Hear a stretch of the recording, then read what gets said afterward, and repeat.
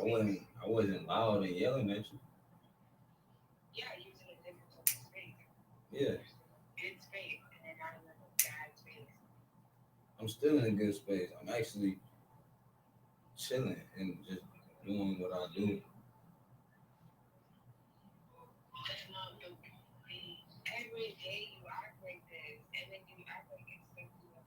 Well, I know this what I gotta do for me to not be acting like how you think I'm act, how you think I be acting. I'm just gonna continue to do this right here. Nothing. I'm not bothering nobody, and I'm peaceful and I'm happy, and I don't even need to talk to nobody. And don't nobody talk to me. So,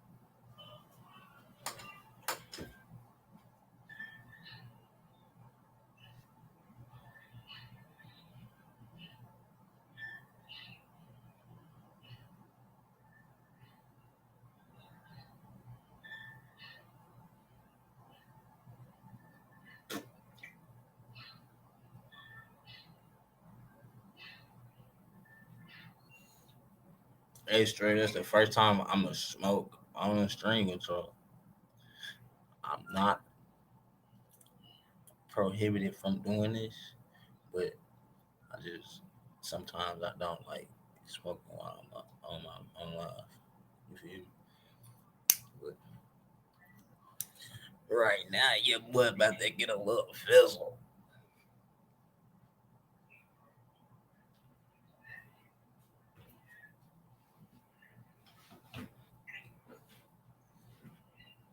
And I'm kicking shit over here to the right now.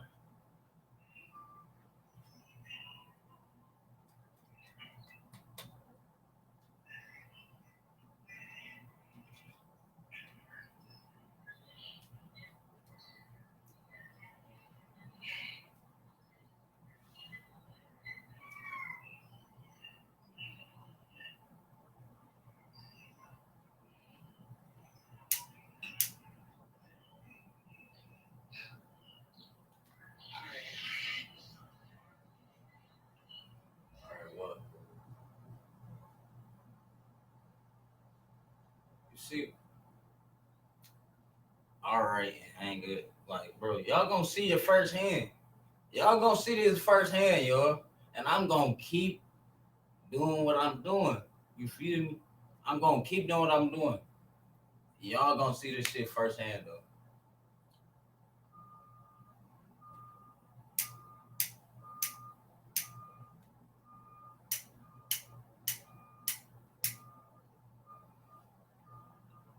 Don't y'all hate when y'all lighter go out, bro? Like, y'all thought my shit was out. Fuck you, me. Fuck yo, man. Fuck yo, man. Hey, man, this your boy, William MaineoTv. Like I said, raw and uncut, just like y'all wanted me to do in the beginning. Raw and uncut, everything. I'm raw and uncutting everything. You know what I'm saying? Everything gonna be raw and uncut. Like, anything edit, yeah, it was a purpose for it. You feel me?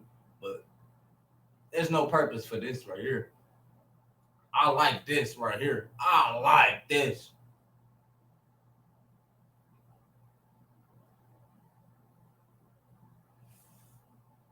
I like this. Yup.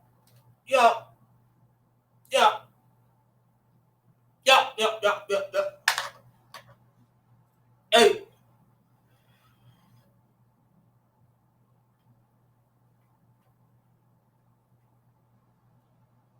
In the comments, make sure y'all spam billion gang. Make sure y'all spam billion gang for all the new users, all the new subscribers, all the new fans, all the new supporters. Spam billion in the comments.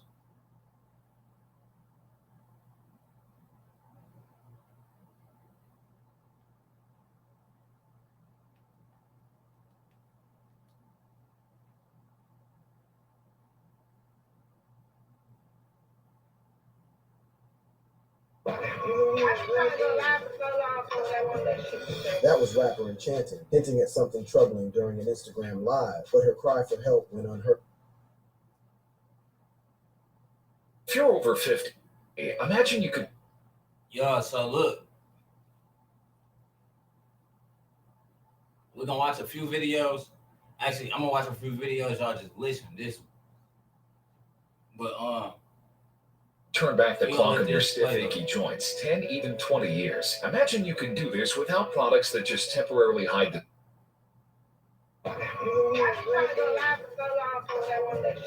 That was rapper Enchanting, hinting at something.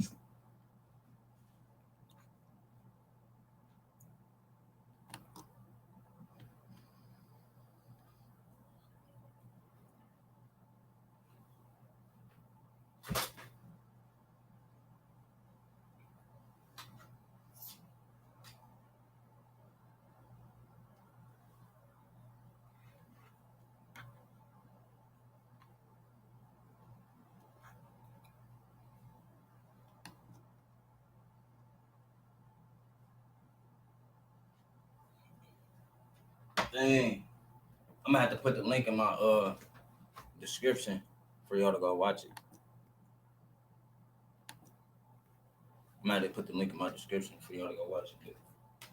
Troubling during an Instagram live, but her cry for help went unheard. Just a short while later, on June 11th, the hip hop world was rocked by the shocking news of her death. Known for her captivating voice and hit tracks, Enchanting was a rising star whose journey was marked by both promise and struggle. The rapper was deeply involved in street life and at one point even admitted to having a gun pulled on him. Yeah, it put it to my head. I know it wasn't my shoe, but you know how it are. In this video, we uncover the events leading to her tragic passing and explore why many believe there was foul play involved in her death. Stay tuned because this story is wild. Enchanting's death. On June 11th, the hip hop community was deeply shaken by the tragic news of Enchanting's death. The talented 26-year-old rapper, born Channing Nicole Larry, was found unresponsive at home and was quickly rushed to the hospital. Despite intensive medical efforts, Enchanting's condition did not improve, and she was placed on life support. Sadly, she passed away a few days later, surrounded by her loved ones. Enchanting's journey in the music industry had been marked by both promise and struggle. Known for her captivating voice and hit tracks like Track and Field and No Love, she had steadily built a dedicated fan base. Her signing with 1017 Records under the mentorship of Gucci Mane was a significant milestone in her career, propelling her further into the spotlight. However, behind the scenes, Hey, she was signed by Gucci. I didn't know that, but isn't it crazy how Gucci artist is dying? That's that's crazy. Enchanting was grappling with personal demons. The events leading up to Enchanting's death tell a sad story of a talented artist struggling with substance abuse. Just days before her tragic end, Enchanting had left her home to stay with one of her managers in a desperate attempt to get clean. On that fateful day, close friends and associates noticed that something was wrong. Enchanting seemed off, showing signs of distress and erratic behavior. Despite their concern and efforts to help, it was later revealed that she had been struggling with a dangerous mix of prescription medications and illicit substances, leading to her overdose. The reaction from the hip Bro, this one thing I want y'all to know when it come to labels and certain people you on the label with. These labels come with perks. I'm really for real perks. I'm talking about real perks. You know what I'm saying? But no, for real, they come with perks. You gotta have, you gotta do things. Things that you get peer pressured on into doing when the things you're not usually doing. You know what I'm saying? You get pressured into the type of thing when you on a record label with certain people, and even just not even the label, it's the artist also that you around that's on that label. You know what I'm saying? Same for Scar. What he died of? Pills. They say he died from perks. This girl, they said substance abuse and prescription matters and all that. Come on, y'all gotta put this shit together, man. Pop community was immediate and overwhelming. Gucci Mane, the head of her label 1017 Records, took to Instagram to express his sorrow and disbelief. He posted a series of heartfelt messages and photos reminiscing about her talent and the void her death left behind. So sad to have to say RIP to such a great young lady, a true star. We're all going to miss you, Chan, he wrote, capturing the collective grief felt by many. Fellow artists and fans also poured out their condolences on social media, sharing RIP to memories and Champ. expressing their heartbreak. Enchanting had touched many lives through her music, and her sudden passing felt like a personal loss to those who had followed her. That's crazy, bro. Every week, millions of Americans are filling their Right. carts with ultra-processed, low-quality foods, but it's not. It get crazier and crazier, and you would think like you'll get into certain positions and change a lot of things that you do. You feel me? And get away at a lot of things that are distractions and things that was tearing you down. You feel me? But that's tragic. RP the chat. Messages of love and sorrow, highlighting the impact she had made in her short life. The cause of her death has also raised a lot of discussion. Over the past few years, the hip hop community has seen many tragic losses due to overdose and drug addiction. Another tragic tale that closely resembles Enchanting is that of Chinna Rogers, a young rapper who faced similar battles. Chinna Rogers was a remarkable talent who moved from modeling to making a name for herself in the music industry. Born in Philadelphia, Chinna grew up surrounded by the city's rich musical culture, which influenced her artistic journey from an early age. During her middle school years at Julia R. Masterman School, Chinna developed a passion for writing. She initially considered writing a book, but eventually found her true calling in music. By the age of 14, Chinna was signed by Ford Models, a prestigious agency, and she quickly rose to prominence in the fashion world. However, she felt the fashion industry was too superficial and didn't allow her to express her true self. Chinna's passion for music led her to leave modeling behind and focus entirely on her musical career. Her big break came when she connected with ASAP Yams, a founding member of the ASAP mob, through Twitter. Yams saw her potential and took her under his wing, mentoring her and helping. With ASAP Yams' guidance, Chinna began creating her own music and developing a unique sound that connected with many people. Despite her rising fame, Chinna's journey was not without its challenges. She struggled with opioid addiction, a battle that she openly addressed in her music. Chinna's battle with addiction started in her teenage years, a time when most young people are still figuring out who they are and what they want to become. For Chinna, the pressures of the music industry and personal challenges created a perfect storm that led her down a dark path. Tragically, ASAP Yams also struggled with addiction and passed away in 2015 from an accidental drug overdose. His death was a devastating blow to Chinna, who had looked up to him not only as a mentor but also as a friend and confidant. Losing Yams forced her to confront her own demons and find a way to move forward without his guidance. After Yams' death, Chinna's music became even more personal and emotional. Her 2016 mixtape, 90, was a deeply personal project celebrating her 90 days of sobriety. Unfortunately, despite her efforts to stay clean, Chinna's addiction eventually claimed her life. On April 8, 2020, she was found unresponsive in her Philadelphia home. The cause of death was later ruled as an accidental drug overdose. She was just 25 years old, marking another tragic loss in the hip hop community. Sadly, there are many more stories like these. Rapper Lexi Alashai faced a similar fate. Born Alexis Alajai Lynch, Lexi displayed a natural talent for music from a young age.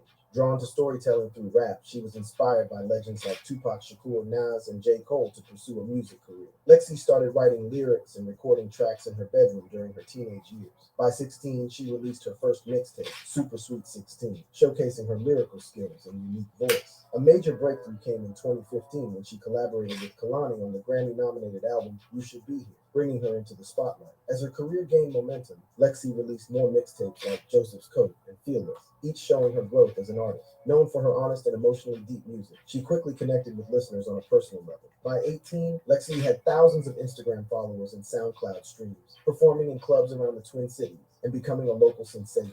Her performance at the Super Bowl Live Festival in January 2018 further solidified her status as a rising star. Lexi's death was a shocking blow to her fans and the hip hop community. On New Year's Day in 2020, she was found unconscious at the Lowe's Minneapolis hotel. The Hennepin County Medical Examiner's Office later confirmed that she died due to mixed fentanyl and ethanol toxicity. This revelation devastated her fans, friends, and fellow artists who admired her rise to fame. Another painful overdose death that shook the hip hop industry in recent years was that of DMX. DMX was an iconic figure in the hip hop industry, known for his raw and aggressive style. His rise to fame began with the release of his debut album, It's Dark and Hell is Hot, in 1998. This album was both a critical and commercial success, debuting at #1 on the Billboard 200 chart. DMX's powerful lyrics and gritty delivery resonated with fans worldwide, making him a standout artist in the late 1990s and early 2000s.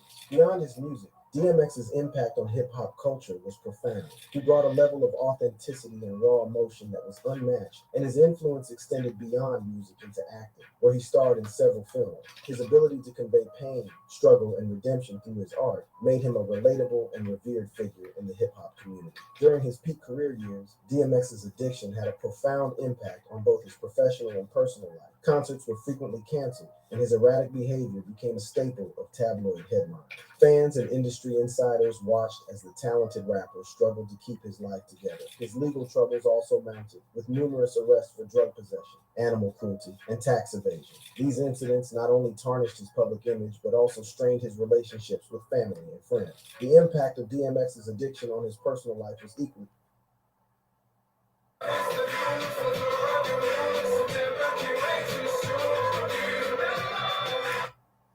Say no to drugs, kids. I'm gonna put this down. Say no to drugs if you ever watched it. Bad drugs. Often tumultuous. The constant battle with addiction strained his ability to be present for his family, leading to fractured relationships and emotional turmoil. Despite many attempts to overcome his addiction, DMX continued to struggle. In 2017, he entered rehab again, canceling several concerts to focus on his recovery. Fans remained hopeful that he would beat his demons this time, but the cycle of addiction was relentless. In 2019, DMX made another attempt at rehabilitation, stepping away from the spotlight to seek help. His public appearances became rare, and his health visibly declined. Despite these struggles, he continued working on new music, driven by his passion. Fans held on to the belief that he would make a strong comeback. On February 10, 2016, a particularly alarming incident occurred when DMX was found unresponsive in a parking lot at a Ramada Inn in Yonkers, New York. First responders resuscitated him and administered Narcan, an opioid reversal drug. He responded quickly and became semi-conscious before being rushed to the hospital. Although DMX later claimed it was an asthma attack, the incident highlighted the precarious state of his health and the dangers of his addiction.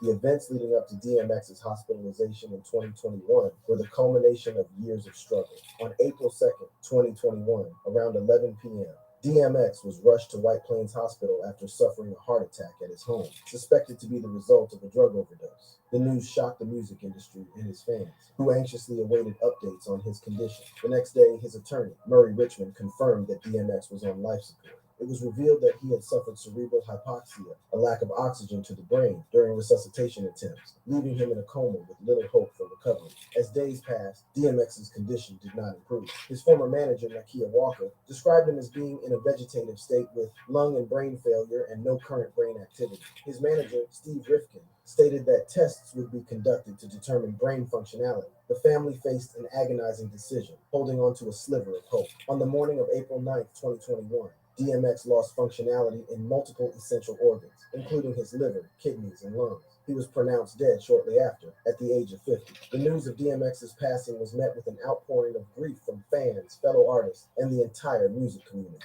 His efforts to get clean before his death drew parallels to Enchanting's struggle, both battling their demons while trying to continue their careers. Enchanting's death was particularly heartbreaking as she was at the peak of her career and was rising in fame. Career.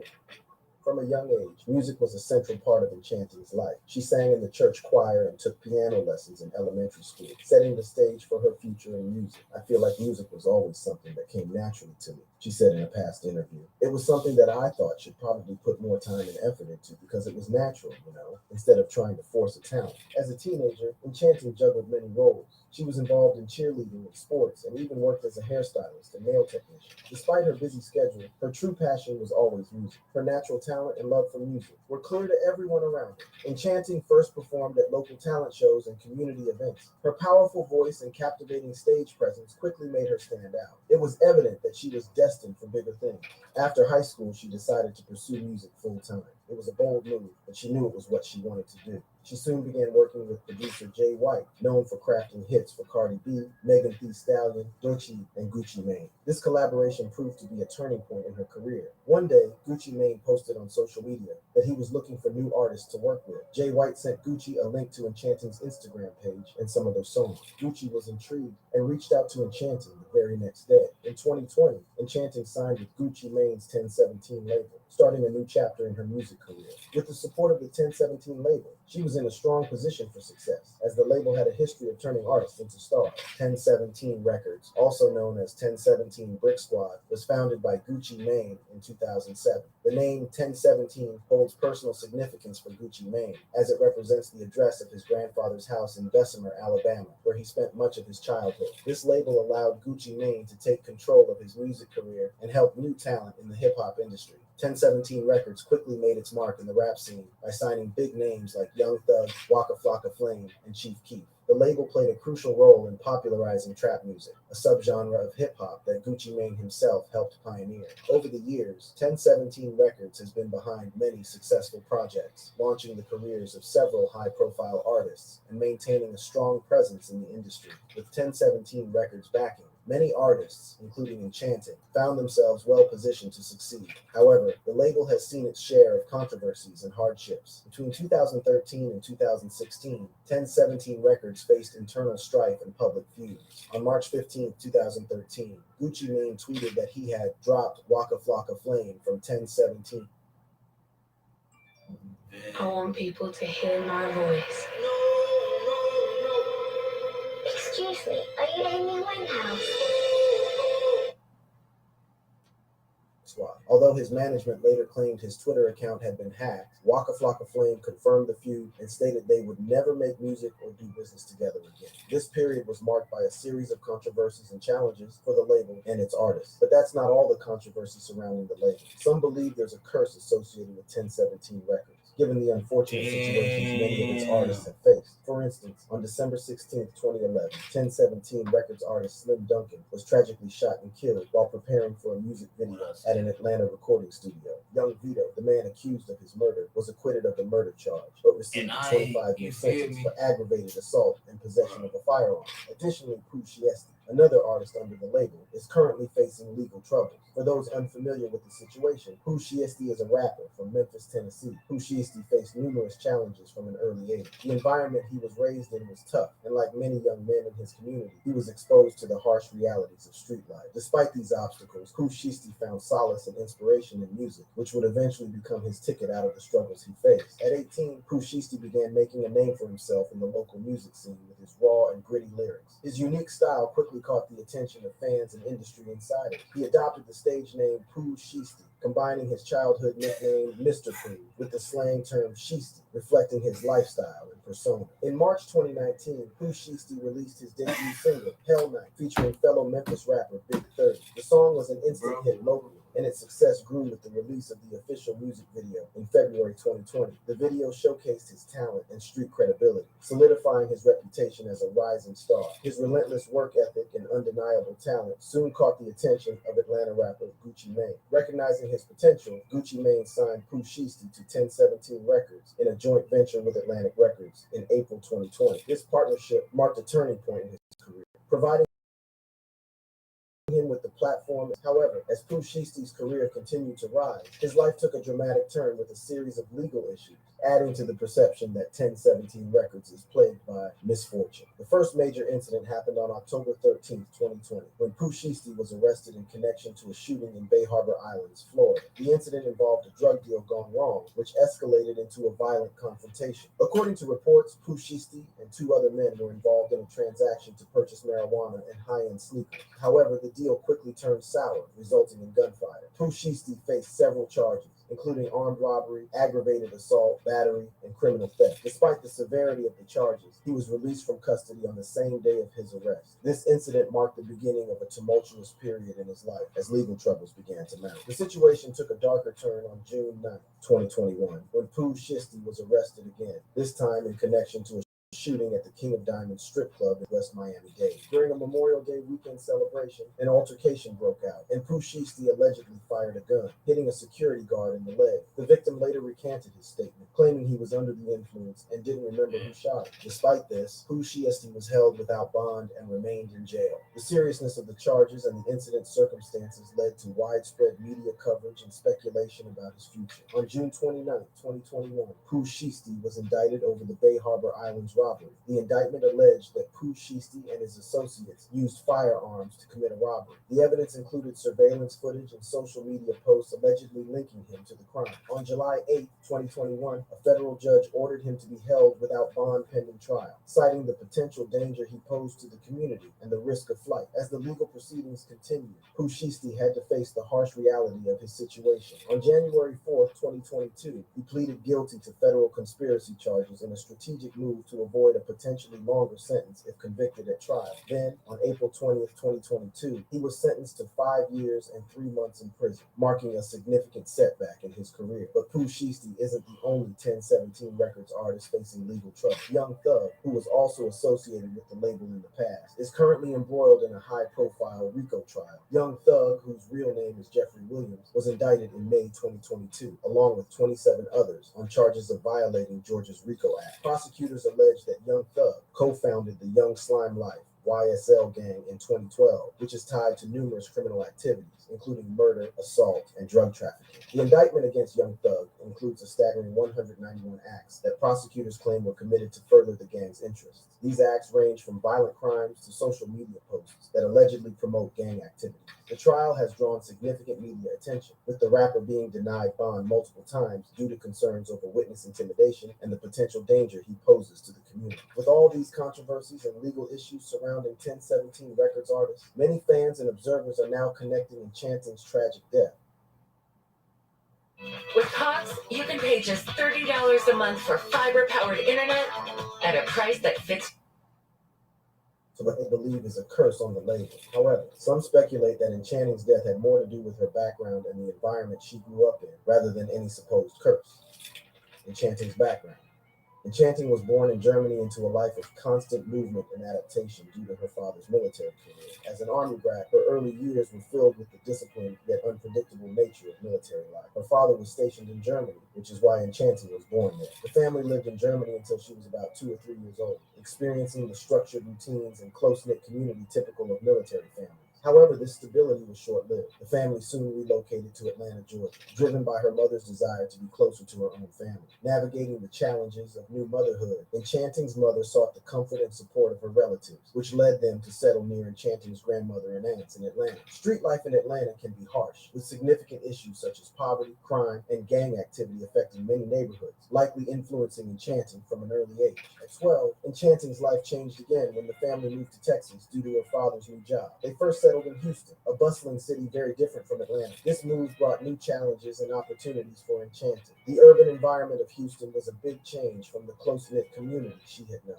But the family's journey in Texas wasn't over. Her father's career led to another move, this time to Fort Worth. This move marked a significant change in Enchanting's life as her parents' marriage began to fall apart, eventually leading to their divorce. The separation brought a new set of challenges for Enchanting as she had to adapt to yet another new environment while dealing with the emotional turmoil of her parents' split. The household was peaceful, and Enchanting got along well with her new stepmom. They managed to coexist without any major issues, and life went on smoothly. Then, one day, while still in high school, Enchanting decided to take her parents' extra car for a quick trip to the mall. But this seemingly innocent act set off a chain reaction of drama. Someone, either her neighbor or her stepsister, told on her. When her stepmom found out, she was furious. She stormed into Enchanting's room and the two started a shouting match. The argument quickly escalated, leading to a heated confrontation. Her stepmom, feeling feeling disrespected, demanded that Enchanting leave the house. Enchanting was forced to move out and live with her mom. The betrayal and rejection by her stepmom, along with her father's lack of support, left her feeling abandoned and hurt. Years passed before Enchanting returned to her father's house, hoping that time had healed old wounds. However, the peace was short-lived. The second time she was kicked out was even more dramatic. Someone accused her of having weed in the house.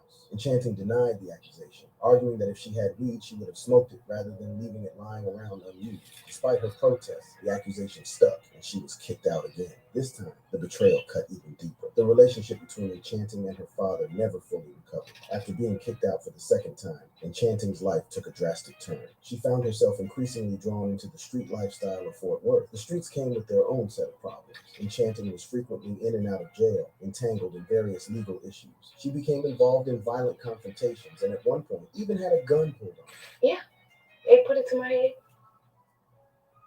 I know it wasn't no shoot, but you know how it are. At some point, Enchanting got tired of the street lifestyle and being in and out of jail. Her breaking point came when she began to notice that people in jail recognized her because of how often she was there. I went to jail and they knew me. Like they were just talking to me like on a first name basis. Like downstairs where they book you in and and I was like, "Oh, you back?" And I was like, Enchanting's early exposure to drugs and violence sadly contributed to her death. Growing up in tough environments where substance abuse and conflict were common, she was influenced by these negative aspects. She's not the only rapper who suffered from this situation. Take DMX, for example. DMX faced significant hardships from a young age. His parents, Arnett Simmons and Joe Barker, were teenagers when he was born. Joe eventually left to pursue a career in painting, leaving Arnett to raise Earl and his siblings alone. The absence of his father and the overwhelming responsibility on his mother led to frequent physical violence as a means of discipline. Earl's childhood was filled with beatings, leaving him with lasting physical and emotional scars. Earl also struggled with bronchial asthma, causing frequent severe asthma attacks that added to the difficulties of his violent home environment. Raised as a Jehovah's Witness, he found little comfort in religion, and a traumatic accident further distanced him from his faith. At 5, his mother sent him to live with relatives in Yonkers, hoping for a more stable environment, but this only deepened his sense of abandonment and isolation. At 10, Earl's erratic behavior led to his expulsion from middle school, and he was sent to a group home where he faced neglect and mistreatment. Returning to Yonkers at 15, he found no stable home and began sleeping in storage bins, befriending stray dogs for companionship. Struggling with poor grades and being unable to join the school track team, Earl turned to petty crime to survive, starting with robbing fellow students and escalating to carjacking. These early experiences with crime and constant instability foreshadowed the legal troubles that would follow him throughout his life. Like Enchanting, DMX's exposure to violence and hardship from a young age profoundly impacted his life and career. Their stories highlight the significant effects that early exposure to such harsh realities can have on individuals. Enchanting's death is a tragic reminder of the struggles that many people face behind closed doors. Her journey, though cut short, was marked by incredible talent, hard work, and a genuine connection with her fans. Thank you for watching. If you enjoyed watching this video, click on one of the boxes playing on your screen to watch more similar content. Complimentary MLS listing.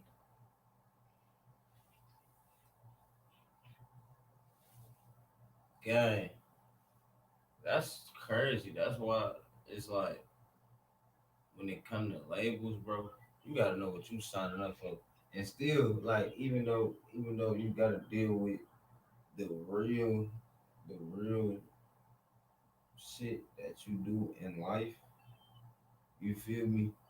When you get to that point, why wouldn't you, you know what I'm saying, move all the way out the way from that? You feel me? But don't do drugs, kids. I know it get hard in life, but pray. Keep God first. You know what I'm saying? But if you like this video, make sure you subscribe. Make sure you share it. And I'm gonna put the link to the actual video in the bottom of in the description, so that way y'all can see this. But once once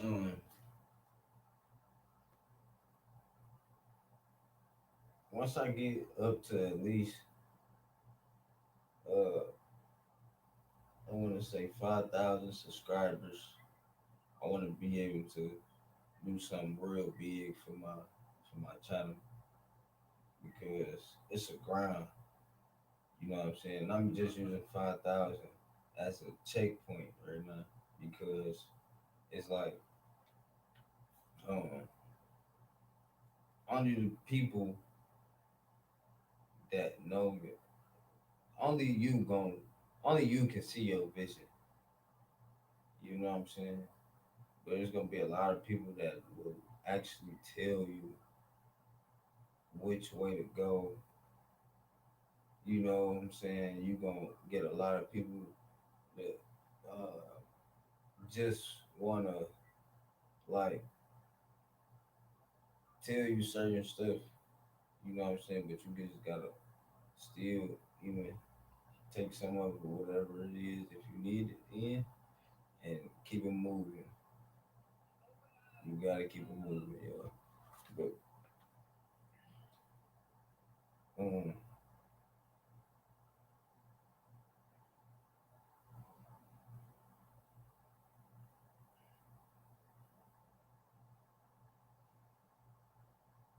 I just I just always wanted to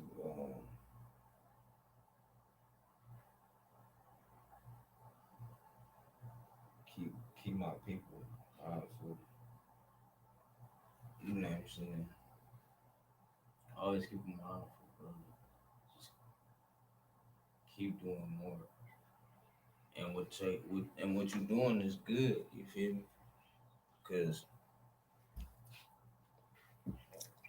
just know